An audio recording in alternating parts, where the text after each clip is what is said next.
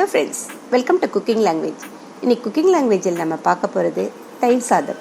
Cooking language சேனலை subscribe பண்ணாதவங்க subscribe பண்ணுங்கள், லைக் பண்ணுங்கள், பெல் பட்டனை ப்ரெஸ் பண்ணுங்கள்.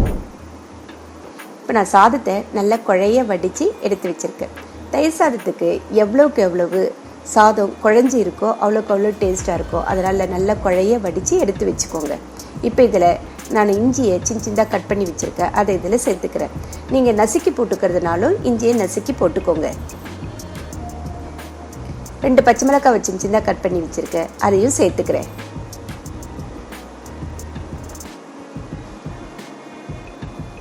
கொஞ்சமாக பெருங்காயத்தூள், 1 டம்ளர் பால் எடுத்து வச்சுருக்கேன்.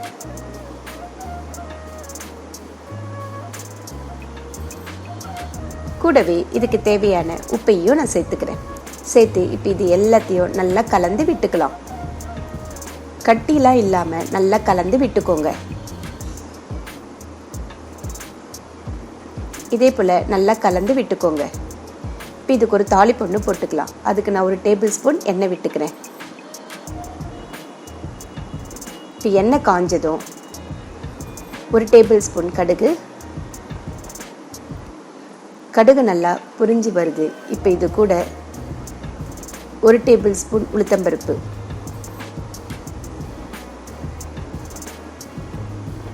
கூடவே கொஞ்சமாக கறிவேப்பிலையும் நான் சேர்த்துக்கிறேன்.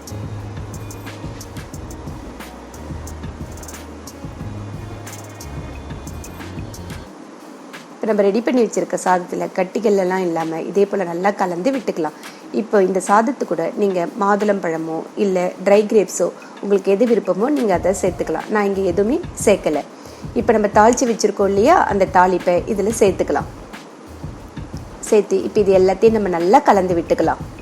இந்த ஸ்டேஜில் நீங்கள் உப்பு செக் பண்ணிக்கிறதுனாலும் செக் பண்ணிக்கோங்க. இதே போல் தளன்னு இருந்தால் தான் தயிர் சாதம் நல்லாயிருக்கும். இப்போ இதில் நான் 1 டேபிள் ஸ்பூன் தயிர் எடுத்து வச்சுருக்கேன், அதையும் இது கூட சேர்த்து இப்போ இது எல்லாத்தையும் நம்ம நல்லா கலந்து விட்டுக்கலாம். தயிர் சாதத்துக்கு பால் நிறைய இருக்கணும், தயிர் கம்மியாக இருக்கணும். அப்போ தான் நம்ம சாப்பிடும்பொழுது புளிப்பு இல்லாமல் இருக்கும். இப்போ நம்ம தயிர் சாதம் ரெடி ஆயிடுச்சு.